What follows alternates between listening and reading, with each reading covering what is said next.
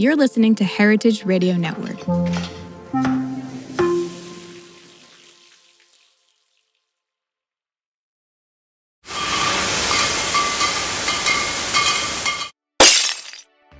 Welcome back to Business of Drinks. I'm Scott Rosenbaum. And I'm Erica Ducey. Today we're talking with Scout Brisson, the CEO of Dessoir, one of the breakout brands in the non-alcoholic cocktail category. If you've walked down the non-alc aisle at a Target or a Sprouts recently, you've probably seen Dessoir's sparkling rosé or their Spritz Italiano. The brand has exploded. It is now ranked the #1 fastest growing NA cocktail brand in mass channels. It's up nearly 500% year over year, and it's self-reportedly on pace to sell more than 250,000 cases a year. Yeah, and under Scout's leadership, Dessoir has scaled into more than 6,000 retail doors, with a recent national Southern Glazers partnership set to help them scale substantially more into the coming months.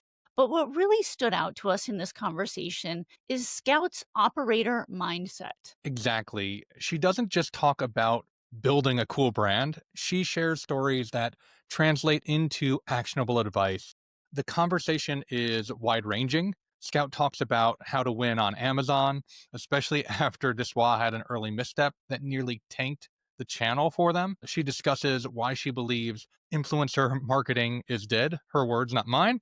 And how Dessoir is using local in real life businesses as their influencers to create real consumer loyalty. And, she shares how velocity, not awareness, not impressions, is her North Star metric for brand health. Yeah, and we also dive into the product side. Scout explains how their team, working with co-founders Katy Perry and the master distiller Morgan McLaughlin, develops flavors that balance mass appeal and sophistication.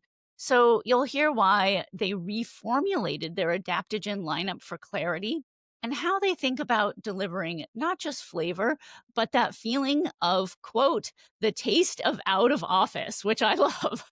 Indeed. This episode is full of practical insights for founders, from fundraising strategies to channel sequencing to the realities of nitty-gritty pricing changes on the shelf. Scout's candor about both wins and whiffs makes this a must-listen episode for anyone building in drinks today. So let's get into it. Here's our conversation with Scout Brisson, CEO of Dessoir. And now, a word from our sponsor. Making a great drink is one thing. Creating a brand with staying power, that's the real challenge. Discover the secrets of brand building with The New Rules, an industry newsletter from Margaret Kerr-Jarrett and Emuno Weiner, founders of Nihilo, an acclaimed branding agency. With deep experience in BevAlc, THC, and beyond, they're sharing the untold stories of how celebrated brands like Breeze and Hendrick's Gin are made. Learn what it takes to build an enduring brand at newrulesbev.com. That's NEWRULESBEV.com. Scout, thanks so much for coming on the Business of Drinks. I'm so excited to be here. All right, so let's hop into it. We have a lot to cover. All right, so you started your career in consulting and venture capital. So I was curious to hear what pulled you into launching and running a non-alc beverage brand. I always joke that consulting gave me frameworks. Venture capital gave me a little bit of that creative problem solving edge. And then being in startups has given me humility, which I'm if you've been in it, you know that probably more than you would like to. But I started in consulting because I really didn't know what I wanted to be when I grew up, which I think is probably the majority of management consultants. So I was at McKinsey for 2 years. I realized while I was there that I really loved projects and businesses that I could understand, which were really the consumer and entertainment spaces.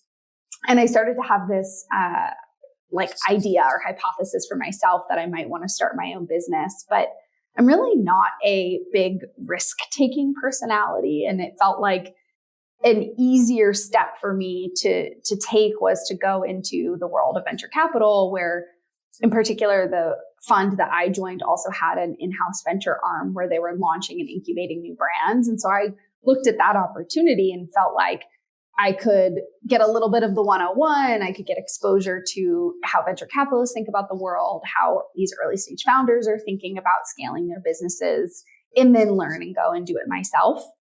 And it did play out that way. I think it was a little bit more just things like happened or kind of came at me than it sounds as planned as when I was looking back on it. Because at the start of COVID, I launched my own Better For You snacking company. And that's what I was doing up until early 2021, at which point met the co-founders, Katie and Morgan of Dissois, and they were looking for somebody, and I know we'll talk about it a bunch, but they were looking for somebody to come in and really help get the brand to market. So it was just this like thread of following what my interests were and just what I naturally gravitated towards, and really being attracted to opportunities and places where I felt like I could have a lot of both ownership and impact. Yeah. And like lead, frankly. Yeah, definitely. Well, so Dissois was co-founded, as you mentioned, by Katy Perry, singer, in partnership with master distiller Morgan McLaughlin, who's a co-founder of Amass, which is a beverage portfolio for our listeners who might not know. So, tell me about the original vision for this brand and also how it has evolved under your leadership. Sure. Amass originally launched a non-alcoholic spirit called Riverine. And this was I'm trying to think what year it was. It was maybe 2019 that they launched it. And it started to do really, really well without putting a lot of weight behind it. And what they realized was there was this opportunity, obviously, for this growing non-alcoholic segment, but also that there was still this hurdle for consumers to actually buy that product and mix it at home. So while the on-prem was adopting it, you just didn't see that same type of consumer adoption in their homes. Obviously, COVID happened, which accelerated a lot of at-home adoption of everything. But I think in particular, the insight for them as a beverage platform was, we've got this hot category. We've got this opportunity to create something that's ready to drink and easier for the consumer to get into. And then also, partner with somebody like Katie, who has a megaphone to be able to educate and amplify when you're building in a new space. So a lot of what kind of was initially born as Dissois has stuck around, right? Ready to drink, cocktail replacement. I'd say the biggest evolution of that has really been in our product positioning. So we started with 3 more abstract concepts: Golden Hour, Champignon Dreams, and Purple Loon. And when I say those names, you probably know nothing about what they taste like or when you're supposed to drink them.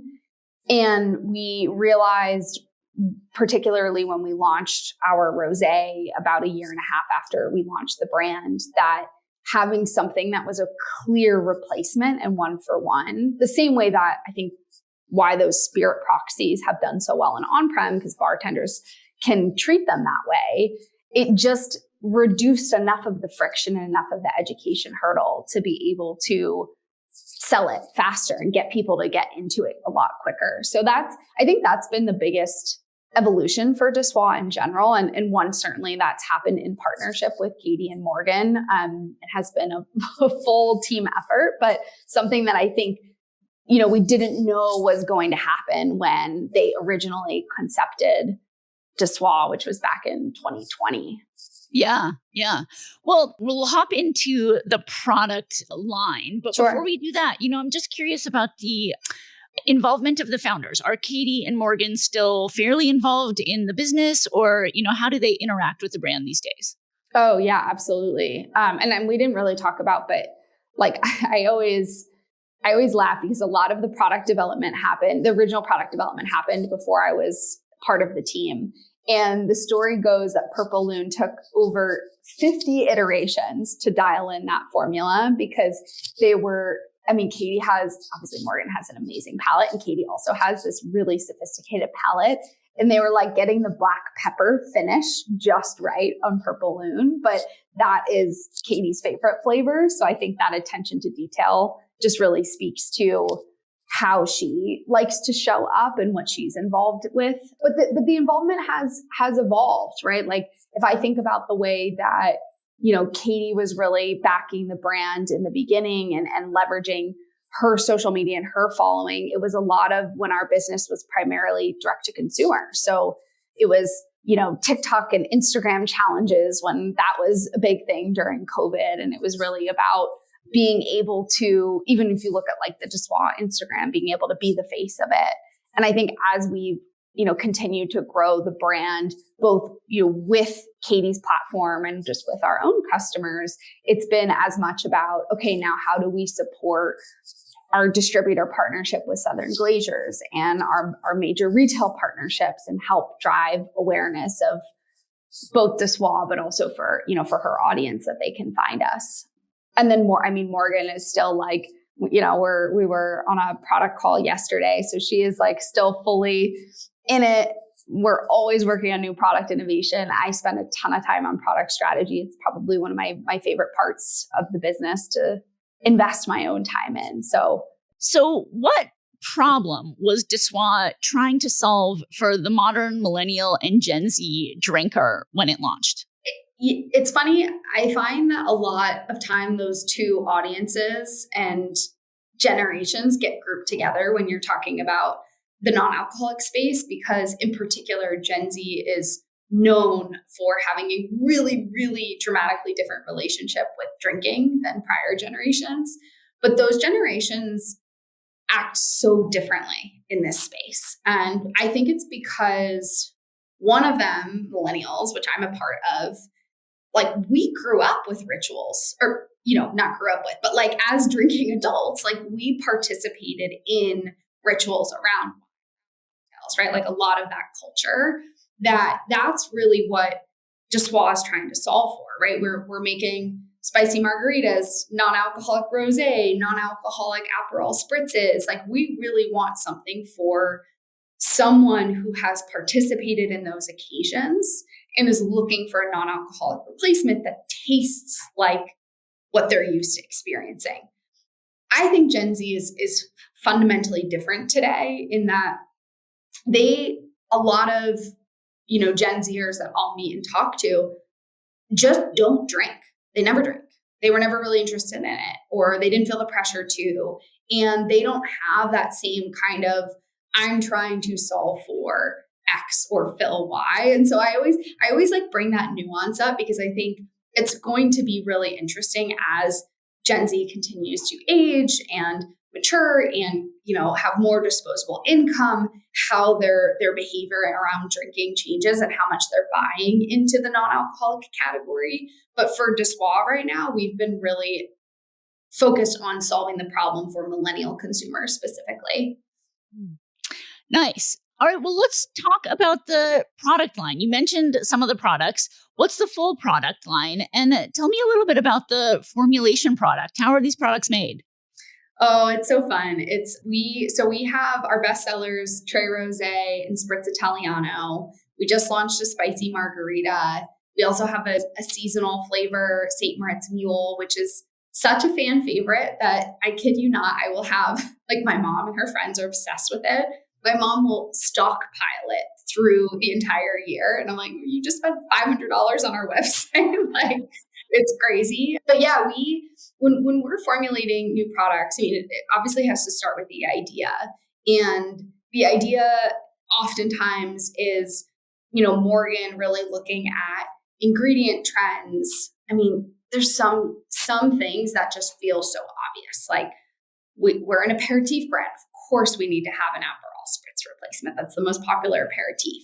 Or the margarita is the number one cocktail and it has been. Okay, we really want to be able to play in that. And then it's about how do we deliver on a taste profile that's going to satisfy. And satisfying, I think, we always say it's a really hard line or fence to walk between juice or soda and something that tastes like a cocktail or alcohol alternative. So we start with, I'll use like oat margarita as an example. We start with, okay, we've got this base. We do a bunch of competitive tasting, which includes alcoholic and non-alcoholic versions.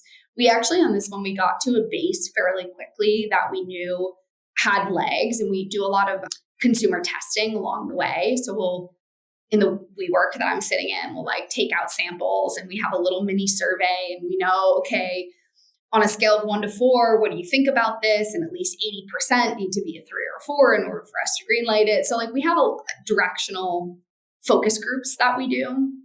And then it's really about, and this is where I think like the secret sauce of Dessois comes in. It's Morgan's toolkit of flavors and inspiration that she draws upon is really, really incredible to experience. So like oat margarita, we were all like, this is really good.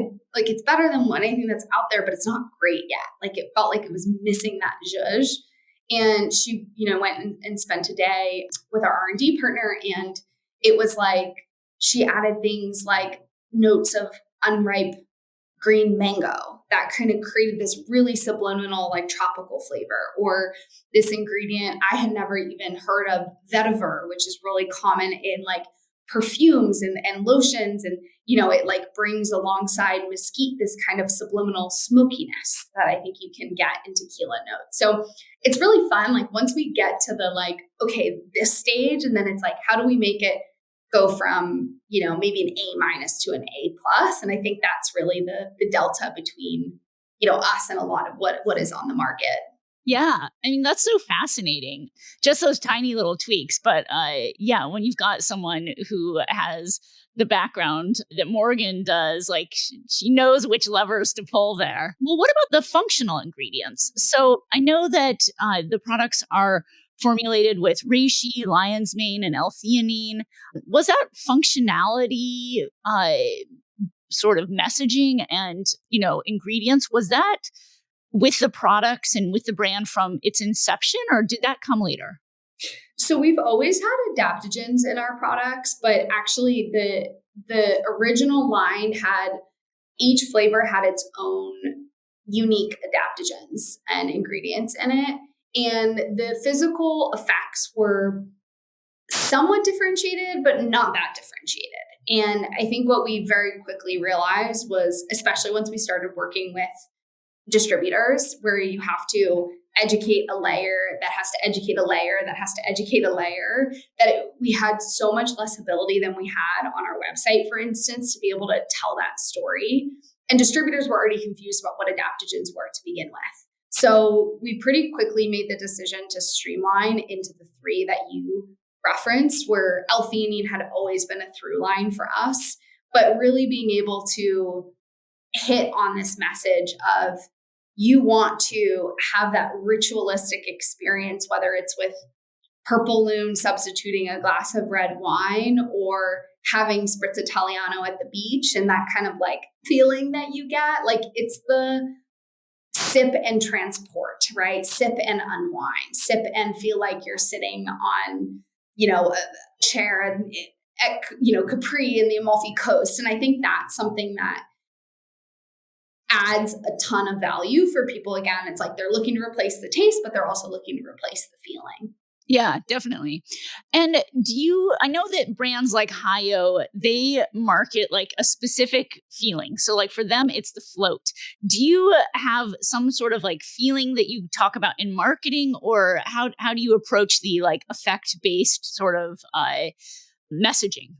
Yeah, for these adaptogens, it's unwind and relax. Like it is really, it's not put you to sleep. It's not make you feel energetic, but it is like feel like you are on vacation. Like we are the taste of out of office. Like that is Dessois.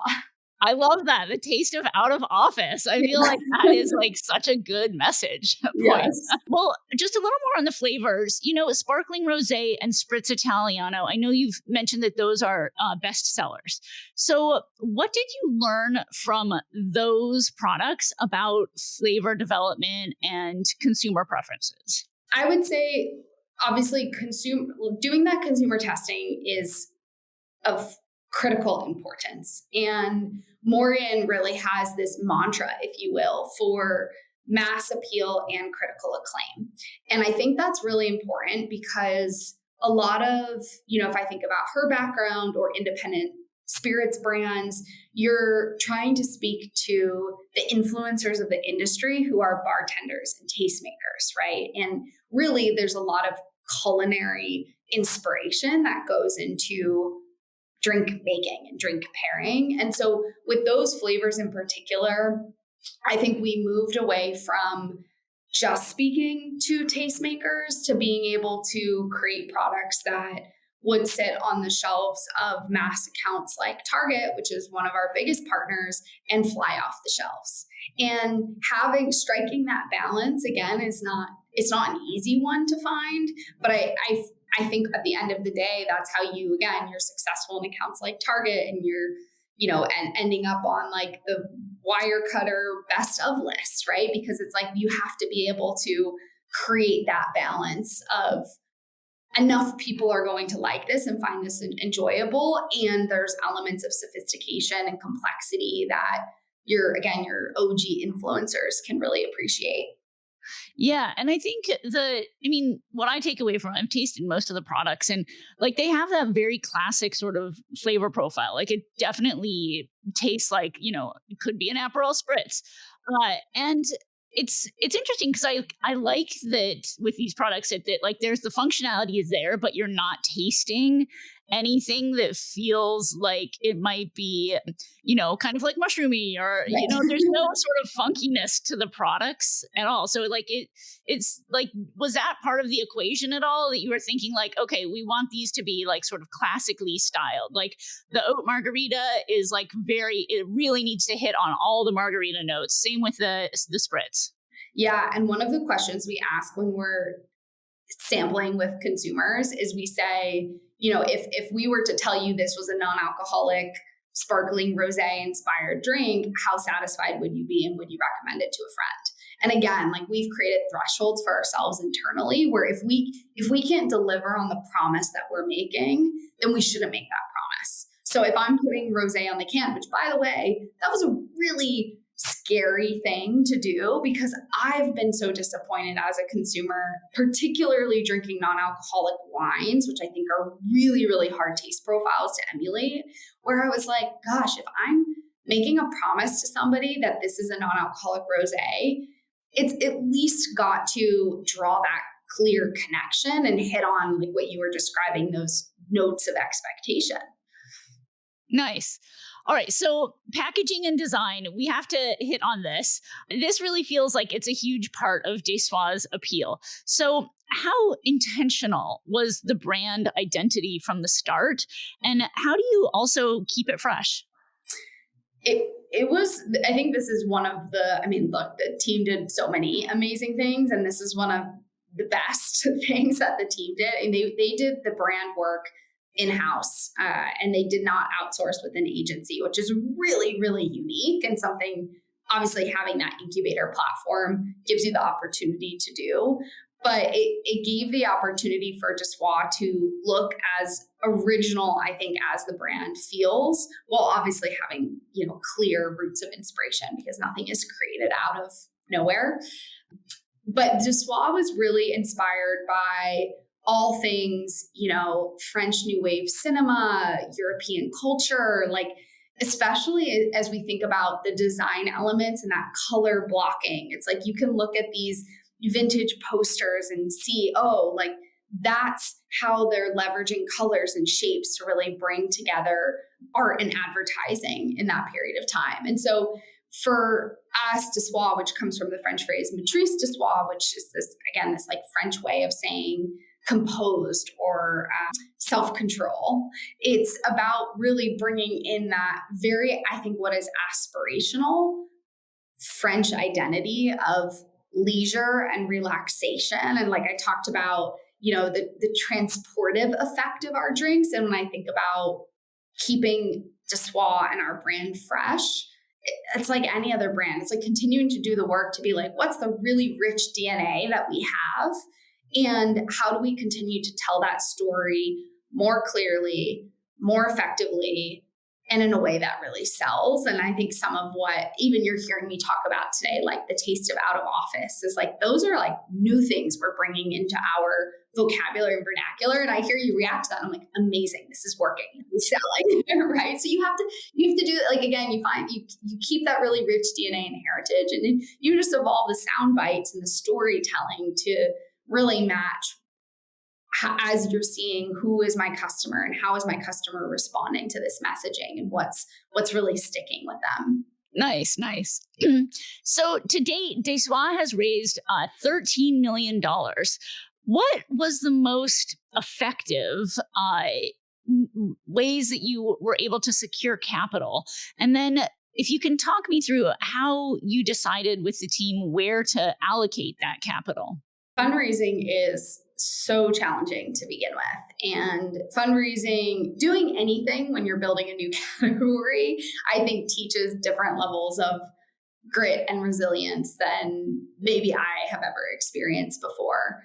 What I would say works, and we are certainly in a hot category, which helps, but you have to find the people that already believe in it. And then you have to invest the time in the people that don't believe in it yet, convincing them over a longer period of time. So, for us, like, I'll use our seed investor, Willow Growth, who have been amazing partners since 2022. And when they led our seed round, they knew they wanted to invest in a non-alcoholic drinks brand. They were just looking for the right one. And when they saw Desois, it was like, this fits. And so between 2022 and now, I obviously spend, a lot of time with our existing investors, with prospective investors, and it's about investing the time to show them the data points, show them the evolution, show them that the retail account or the distributor who said no and no and no and no again, and that same investor who said, I don't think this is ever going to be a thing in retail, like, hey, now it's a thing. So these other things that I'm telling you are going to happen, now you've seen me prove that, and the category has proven it, because it's not just Desois, it's the whole space, and being able to build that. So I think that's, again, it's kind of like find those early adopters, but then also invest in the longevity of being able to say, hey, this is a when, not an if, and I'm going to put you as an investor into that category. And then in terms of allocation of capital, at the end of the day, like, I'm super big on benchmarking. So when I'm building my P&L and budget for the year, it's about, as a brand this size and stage, what percent of my gross revenue should I be spending on team, marketing? Okay, within that, selling versus brand. Like, I am very numbers driven, maybe not surprising given my background, but I do a lot of that benchmarking to make sure that we're putting that capital to use in really healthy ways. Nice. And what advice do you have for other founders and teams that are fundraising these days? Oh man, what a loaded question. I would say generally speaking, like, have a lot of friends, whether it's other founders or executives that are fundraising, to share ideas, share resources, share names to commiserate with, to talk about how to approach things, particularly if you're early and new to fundraising. What I always appreciated when I went and raised money for Desois for the first time, it was the first time I had ever raised money. And I simultaneously to raising money from the level and stage of investor that was appropriate for Desois, I also started talking to Series A investors at that point in time. And that really helped me understand and learn the work backwards. So I always think about, like, what's your work backwards, right? If you're trying to sell the business one day, okay, how big do you have to be? What does the strategic care about? Because at the end of the day, the venture capitalists, if that's the path that you're going, like, they want to know those same things too. And that's how they're thinking about the world. So really do your research, even if you're less than $1 million in revenue, like do your research today on how am I going to get to there and what's going to be significant, and actually be the person that can be educating the investor on those things. Don't let the investor be the one telling you what a strategic cares about. Yeah. Great advice.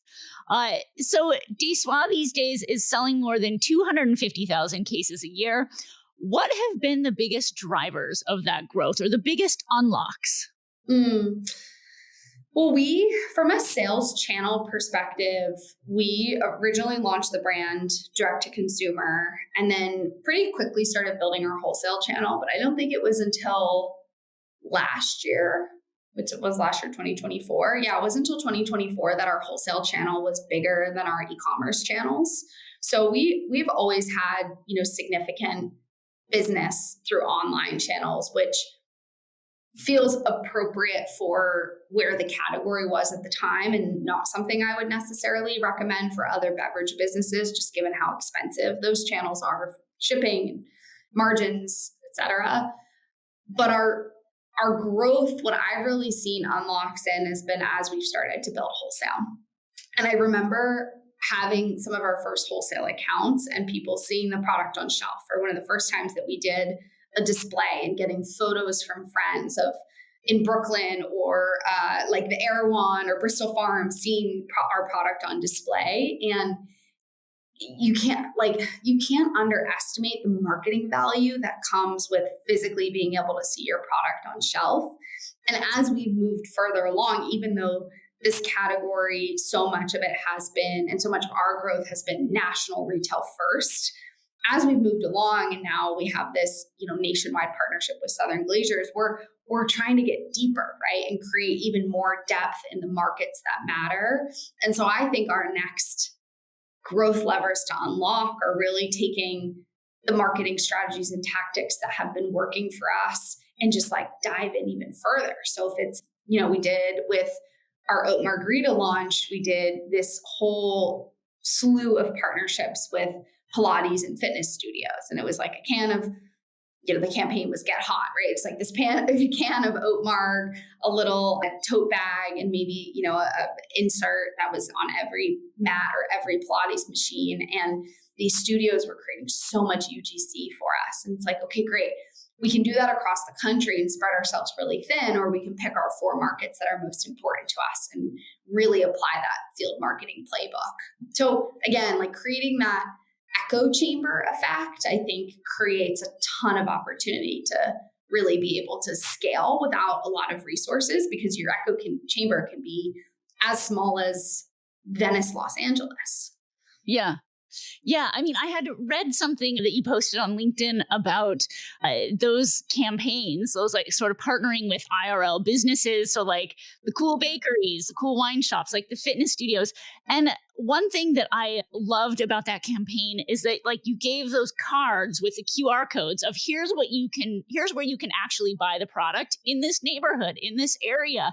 And I think like making it a 360 activation like this. So like here is where you can actually purchase this product, is so many brands miss that last little bit there. They're like, here, this is like brand, this is brand awareness. This is a campaign about brand awareness, but be thinking always about where are you going to, how are you going to convert that into a sale? So I thought that, when I saw that, I was like, yes, what a smart campaign. Well, and I would add to that, not even just because we made the mistake, like I was on Abbot Kinney in Venice. We had this really cute flower truck pop up for Mother's Day this year.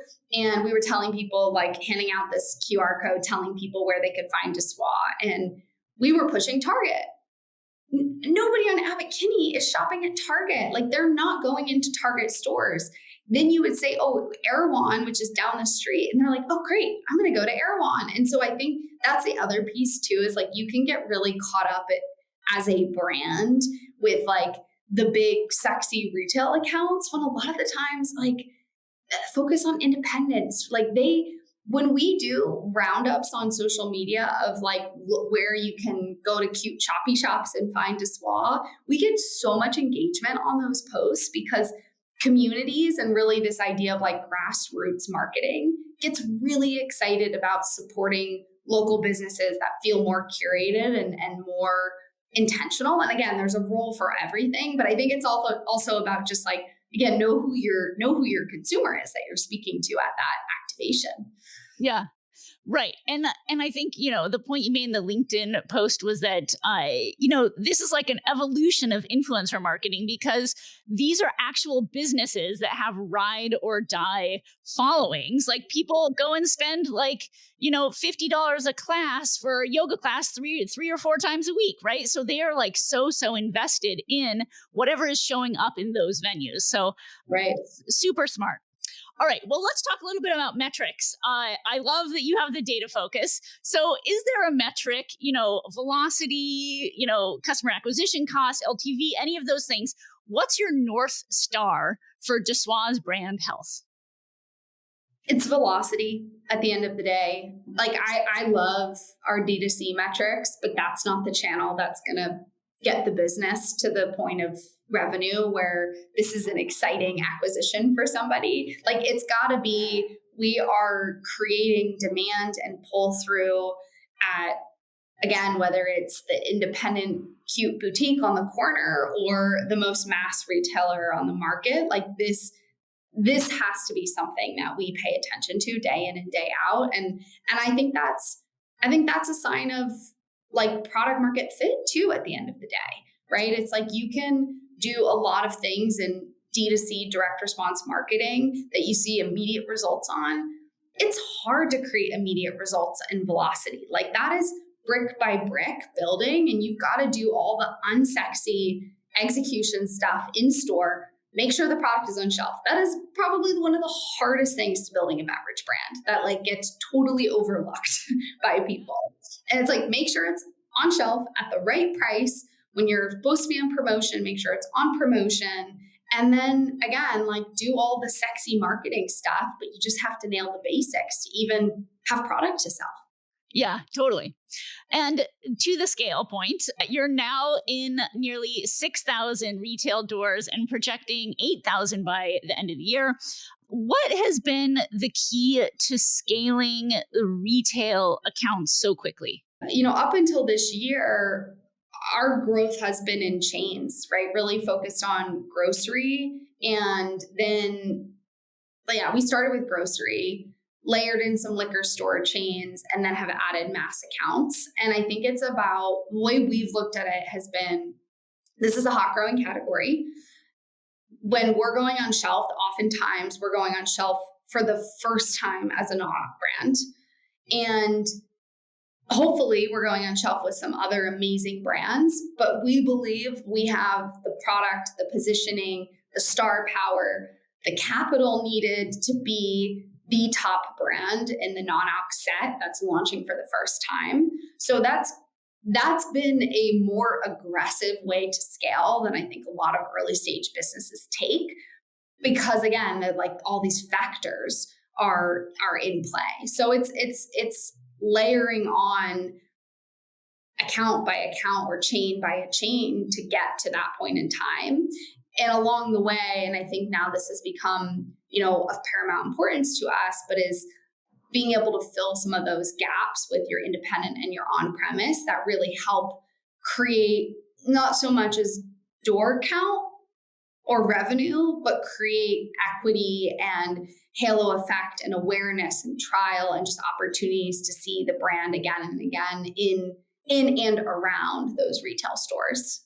Right. And like, it gives it gives that coolness factor. Like, look, we're in Erewhon, right? And like, those, I think people who shop in those types of outlets, like, they want to see that the brand is there. And then that makes such a big difference when they're then at Target to be like, oh, okay, yes, I first picked this up at Erewhon and it's a brand that I trust, right? Yes. All right. So to the point of scaling also, you recently announced a new national partnership with Southern Glazers. So how did that come about and what is that unlocking for the brand? This is probably one of my favorite stories to tell when I talk about this when, not if phenomenon, or maybe that should just be the Dessois team mantra, because I'm like, everybody has to be persistent, but in this particular instance, I think that's spot on. So we've we've known the team at Southern since before we launched through the Amass relationship. And we put the brand in front of their team. This is back in 2021. Not interested in the category yet, not there yet. 2022, not there yet. 2023, not there yet. 2024 rolls around. Our director of national accounts, Kristen, who has never worked with Southern, does not know their team, goes to their website, submits to SWA through their online portal. It doesn't even say anything to me or our COO, John, because of course, if she had said something to us, we'd say, well, let's reach out to our partner there, Lewis. And within hours, she got a response from wow. saying, and she's in Dallas, saying, come into the office, let's meet and discuss. And it was this like perfect timing of the right message at the right time, because they were doing their supplier review for 2025, and they were ready for Non-Alc. They were excited about expanding the brands that they had in their portfolio, not by a ton, but expanding the brands that they had in their portfolio to be able to sell. And that partnership is it feels like we are growing up. Like that's how that partnership feels to me, because we've done what it takes to get to this point. Mixing distribution, we've had some TSD coverage across the country. We've leveraged the broadliners, and we've found a lot of success with that. And at the same time, we've started to kind of hit this ceiling where it feels like, okay, there's some wine spirits buyers that only are willing to work with beverage alcohol distributors. We've talked about the importance of building that halo effect in on-premise accounts, which of course you're going to be able to do with a partner that has the type of scale. And we weren't having a lot of success in our beverage alcohol trade channel. So this is a really meaningful one for us. It's a big learning curve for me, being in my first beverage rodeo here, but one that I think actually couldn't have come any sooner than it did. And the timing feels like it was meant to be, in terms of just the team that we have in place and the marketing muscle that we've built, and some of the awareness and demand, combined with just where the category is. Like, I'm sure you saw the news that came out recently about drinking hit an all-time low. And earlier this year, the Surgeon General advisory around the negative effects of alcohol and leakages to cancer. So I'm like, I just think the mass media too, in creating this continued conversation around alcohol moderation being important, creates a spot for Diswell. Yeah. And I wanted to touch also on Amazon. So you've written about Amazon being a very tough learning curve. So tell me the challenges that you faced there and your playbook now for finding success in that channel. Sure. And this one, you'll have to tell me if I get into the weeds too quickly, because I'll start throwing around terms like buy box and third-party sellers, resellers and all these things. And people will be like, hold on a second. But basically what we ran into is we were selling the same exact flavors and formats that we were selling in retail. So our 4-packs across all flavors on Amazon. And we started to see that these third-party resellers who, legally have a business out of buying products from our distributors and listing them on Amazon at a lower price point than what we as the brand are listing, but it's all in the same place. So I always say, I'm like, consumer beware when you're going and shopping from somewhere, make sure the sells by or sold by says the same thing that the brand name at the top. And that was happening. At the same time, we were, as we've, figured out pricing across channels to make sure that how much you can buy Diswell on shelf at Whole Foods or whatever the likes of whatever store you shop at is competitive to our website, is competitive to Amazon. We were cheaper on shelf than we were at Amazon. So then Amazon doesn't like that, because they want to make sure that they are the least expensive place you can find the product. So you would not be able to, again, have you Diswell be the one that's owning that buy box and owning the sale. So we just couldn't spend money. We couldn't spend advertising dollars. So even if you were searching for just non-alcoholic Aperol spritz, we couldn't own that sale. So it didn't make sense for us to spend the dollars on it. And we weren't moving through inventory. So we had all this inventory sitting in Amazon's warehouses that just weren't selling. What we figured out, obviously, is that we need to have a different offering on Amazon than what we have on retail. And than what is in our distributor's warehouse. And that doesn't mean we need custom Amazon flavors, because that's what people kept telling me. We'll make a custom Amazon flavor. I'm like, that makes no sense for how big that business is. And we just started selling a 12 pack or variety 12 pack, which we, again, don't have on shelves. And since then, we've been able to really course correct a lot, because now we can own the buy box, which means we get to own the customer experience, which has meant we have better reviews. Better reviews mean that you get better just visibility with Amazon and ability to scale. And the person who's shopping is like, okay, great, this is over 4 stars. Because we all have that, right? Like, how often are you buying something on Amazon that's less than 4 stars? Yeah, right. Totally. I mean, it sounds like that was a very smart pivot on Amazon to really figure out a way to own that. So super smart. Years. It's a tough channel. And I think it can be easy as a brand to say, oh, we'll just launch it. Like, we'll just launch Amazon, see what happens. And I mean, you can, it's just you can't come back from bad reviews. So I always tell people, even just get your, the value proposition is the one thing I think a lot of brands still struggle with in the non-alc space. And Amazon is a value sensitive channel. So especially if you're a premium product, just like make sure that you're at the right price point and it's the right time to be on that channel. Yeah. Yeah. Well, let's talk a little bit about audience. I mean, obviously the brand had Katy Perry as the megaphone early on, but certainly that changes over time. And, to your point, you've got customer reviews, you've got the product appearing in so many different channels and places. What works now for continuing to build your audience that, really translates into conversion to sales? Well, with Katie's audience is interesting because we really, I still don't think we've grown into Katie's audience, right? We're still so small relative to who she has in her following that even in the earliest days, the overlap between Katie's audience and DeSwa customers was probably this way smaller fraction of what you would expect in 2022 of who was interested in, at the time, buying a $25 4-pack of cans, right? So we've really continued, and I think we'll continue to grow into that more mass audience that we're talking about. But what we've learned is, our customer, millennial woman, cares about spending money on what we've been talking about, like the $50 yoga class or Pilates studio, the cool new restaurant that opened up. We get a lot of new moms too that are buying DeSwa, that are thinking about, I've not been drinking because I just had a baby, or I don't want to be drinking because I'm getting up super early. So we love activating through book clubs and communities that, again, have some kind of shared point of interest and connection. And it's about finding those partnerships that can really represent the brand well. So whether it's our Pilates activation with Oatmar or the IRL, what you were describing, I wrote about a LinkedIn post, which was our Spritz and a Sweet Treat campaign, which is a really fun one.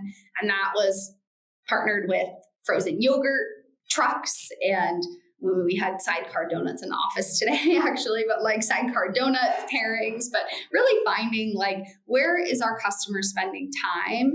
And then how do we physically create an experience that DeSwa can be a part of? Because I mean, I'm sure you hear everybody say this on this podcast, but liquid to lips is everything. Yeah, yeah. And, I've seen you argue both sides of the influencers dead, influencers not dead sort of angle. But, I loved that you had done a post that was very candid talking about the cost of doing an influencer mailing, right? And you broke down, it was like a $6,300 cost. It went to X amount of influencers, but you actually tracked that 70% of the recipients had then shared online, which I thought was a really incredible ROI, because that's just all user generated content from influencers. And whether their followings are micro or more macro, they have engaged followings. So, I was curious how you choose the influencers that you work with when we're talking about individuals, and what you learned from that type of a test. Well, and it is funny too, because I remember writing my IRL activation post and writing influencer marketing is dead. And then in parentheses, at least in its traditional sense. And I was like, I know I just wrote this other post about influencer mailers, but the through line for us has been, and we've done this, like we have sent out mailers to influencers. That's just like our standard box and our flavors that we've always had. And you just like, you get a lower post rate. And if they post it, they're posting just the picture of the pretty box, which is beautiful. But like, think about yourself on Instagram. I'm like, tap, tap, tap. I don't care. Like it's not interesting to me to see that type of content anymore. It feels very saturated. So with the oat margarita mailer, the goal was, okay, if we can get people, we had this insight actually originally when we partnered with Goop Kitchen last dry January. And we saw that by partnering with a product, I mean, Goop Kitchen is an amazing brand, but by partnering with a product that needed to be consumed right away, people would post it right away. And so we started to think about, well, how do we get people to take Diswa out of the box and show something that is not just a mailer, but actually the product, engaging with it, fancy drinks, sipping it with their friends. Like, how do we get them to do that? And so we've started to think about the mailers as more of experiences that we're cultivating as opposed to just product sends. And that's taken us from, I think our last product launch was closer to like a 50% post rate, which is still very high for mailers, but not as high as 70%. And I'd say that type of just like thoughtfulness can help make what is a big investment, $6,000 in marketing costs, actually then turn into something. And then you have to find the right influencers. To your point, like we are not actually so organized about this as a team, but I feel like we have our core influencers who we've known as a brand for several years that get to be part of each experience that we're doing. And then we're thinking about just layering on. We like to go when we're adding more influencers, we like to go more macro and more like focus, the same way we've been talking about with our marketing strategy. And I found that just tends to convert better too on the other side. Yeah. All right, let's talk about some challenges. So far, what has been the hardest day of building Deswa, and how did you get through it? Okay, so this was rewind 2023. I was going on like one of my first big vacations since joining Deswa or becoming the CEO of Deswa. And it was right before, so this is like over Christmas time. I was going on this trip to Thailand. This is mid-December, whatever it is, right before our busiest time of the year. And all in one day, we had a major production snafu, very costly one that we didn't know how to solve. And we had a major retailer who had accepted the brand decide not to launch the brand in the spring. And it was like this, I think that's like when I think about the hardest days as an entrepreneur, it's when you're down and you get kicked and you get kicked and you get kicked without like something to lift you up. And that was one of those days, because I remember thinking like, how am I going to go on vacation right now? Like, how am I going to be able to take time off when we haven't solved this production issue?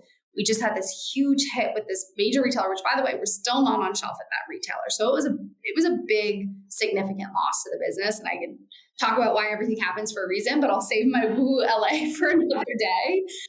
I'll tell you, and this is like maybe not the most positive framing, but I do think as an entrepreneur, I tell myself the only way is through, right? Like the only way I'm going to figure out this production issue or make up for that lost revenue is to like solve the problem, or else what else are you going to do?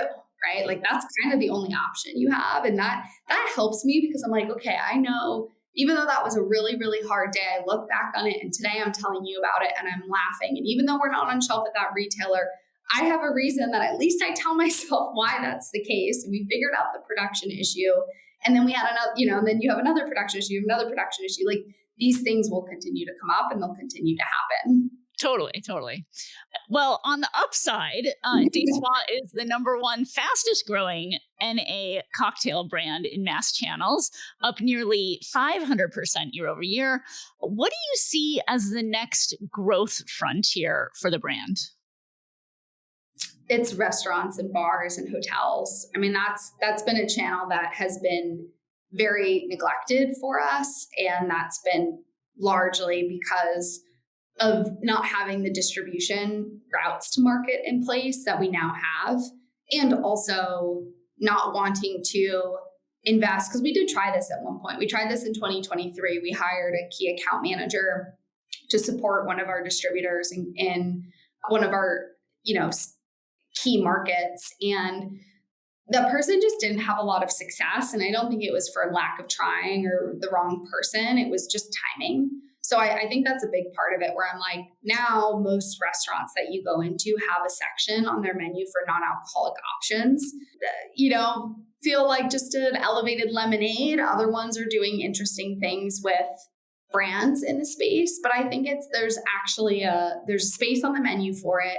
There's people that understand why they should offer something. And now we have the route to market. So I'm excited for, just selfishly, because I feel like that's still just a huge gap for people of like, I want to go to a restaurant and have an interesting option that doesn't feel like or taste like a sugar bomb.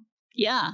And you can see, those like Desois, I just can imagine like, a hotel in any city where they've got, poolside, like such a perfect fit for that type of environment. Like you can think of all the environments where this is going to be a great fit for hospitality.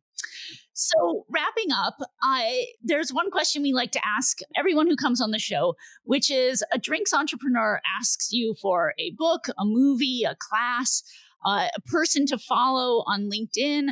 And I will put a plug for your LinkedIn since I mentioned it so many times.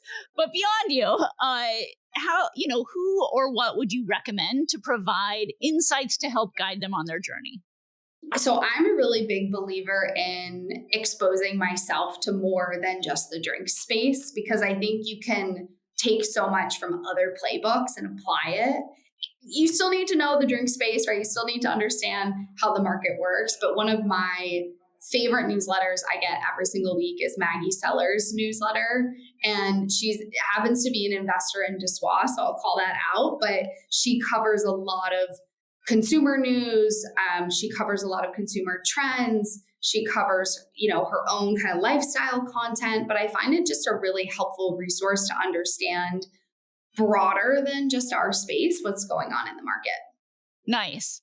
All right. Well, Scout, this has been such an interesting conversation. Thank you so much for coming on the Business of Drinks. I had so much fun. Thank you for having me, Erica.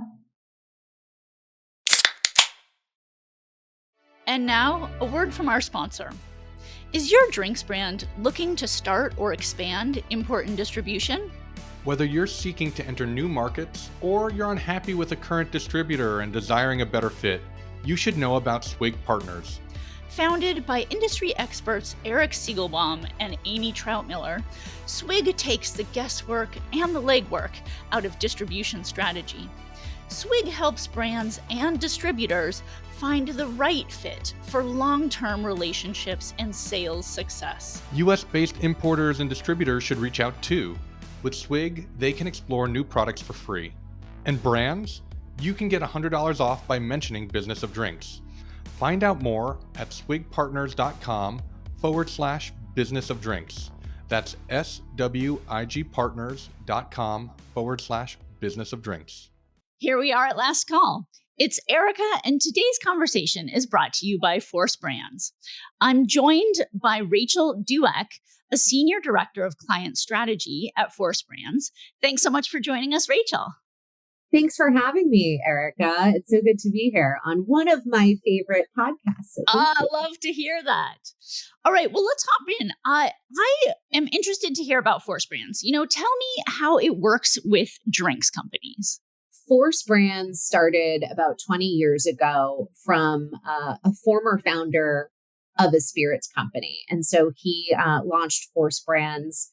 We were BevForce at the time, really because there was no other talent acquisition partner out there that worked with the drinks business. So, we've extended into different, areas within consumer categories, but our founding category is drinks. And now that's definitely evolved into the total adult beverage, categories from cannabis beverage to spirits, wine, beer, beyond beer, all the categories underneath the adult drinks business. But we are a people strategy and talent acquisition partner to brands that, are going through different growth phases.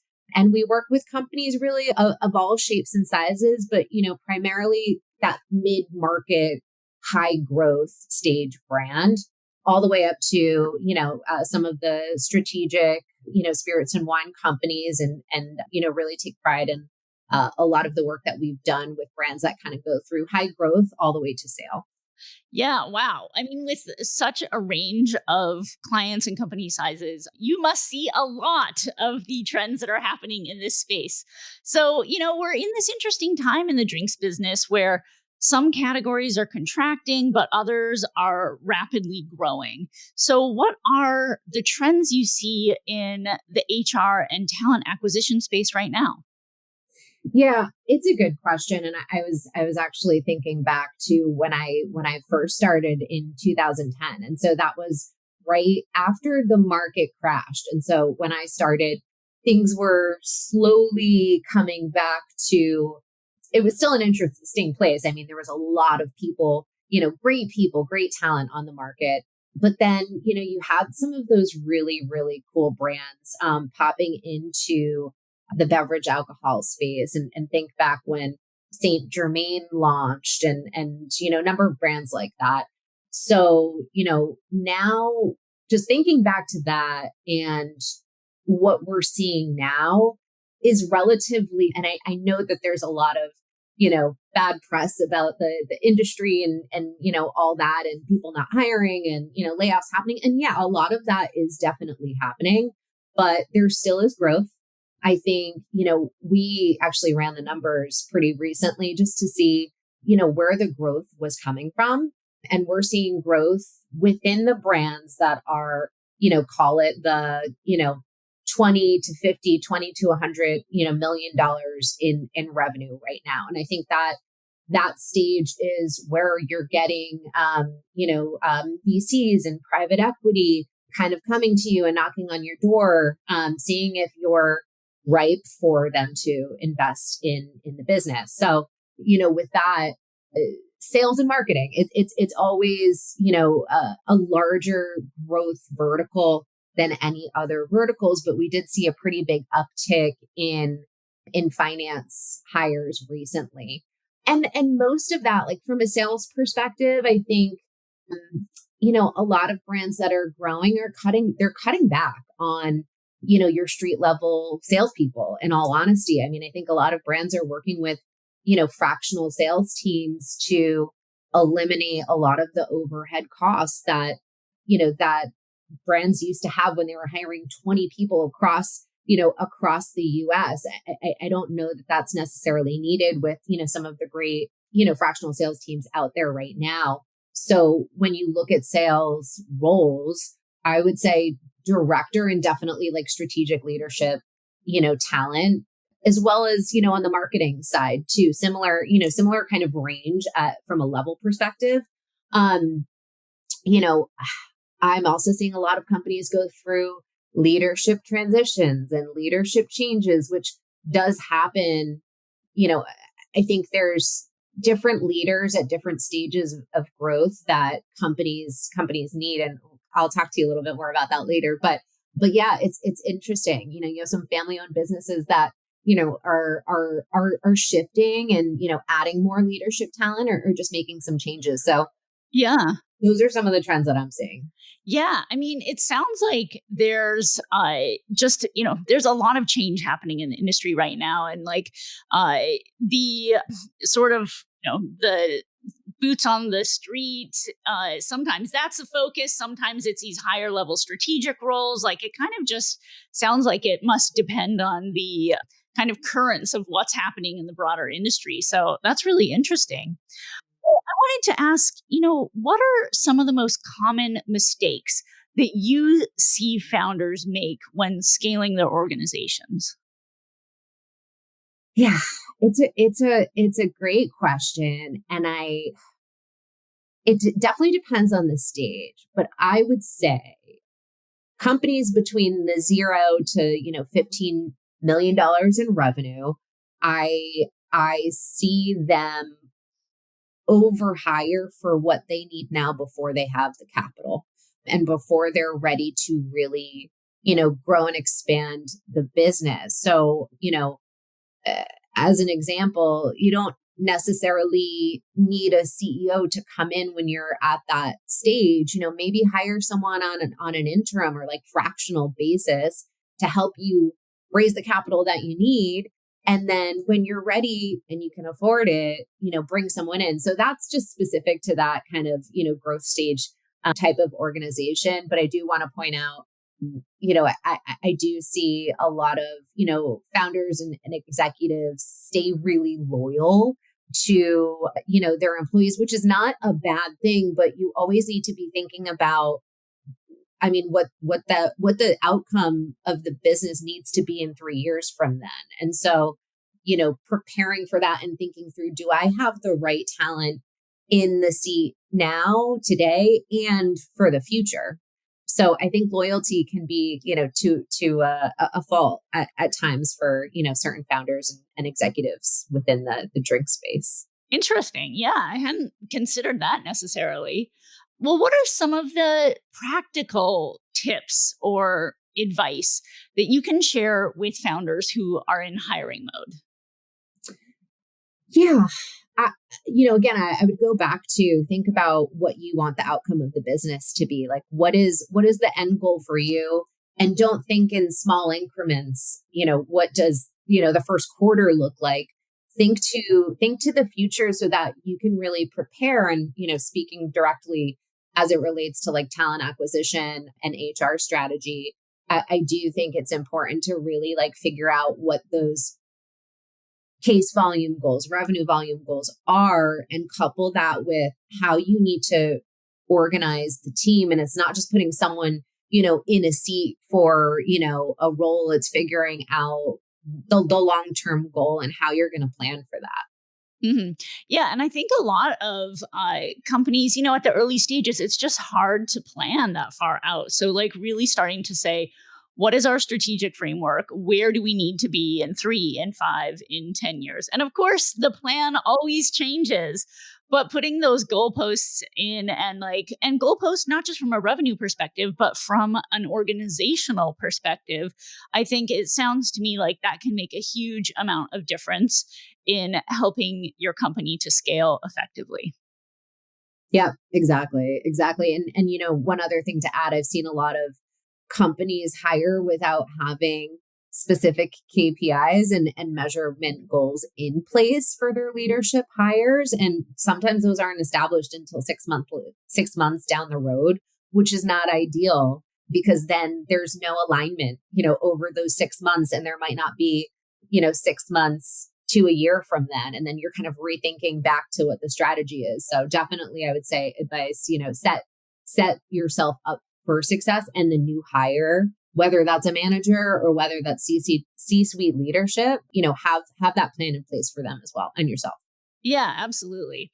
I always love the 90-day onboard plan and have that initial set of goals. And then from that period, okay, here's our KPIs moving forward for the next 12 months or whatever. I think just having that clear alignment from the get-go can make such a difference. And businesses at all stages can struggle with those things. So super sage advice. Thank you so much for joining us, Rachel. It's always so fun to see you. You're one of my favorite people in the New York drinks world. So it's always a pleasure. Thank you so much. It was so great being on one of my favorite podcasts. So thank you for having me. And yeah. Awesome. Well, thanks everyone for joining us on Business of Drinks. Follow us on Spotify, YouTube, or wherever you're listening and tap that notification button so you'll be the first to know when a new episode drops. And help us spread the word. Click those star ratings and share on social. It really does help us find new listeners. Finally, if there's something that you'd like to hear us talk about on the podcast, let us know. Email us, podcast@businessofdrinks.com, or reach out via Instagram or LinkedIn.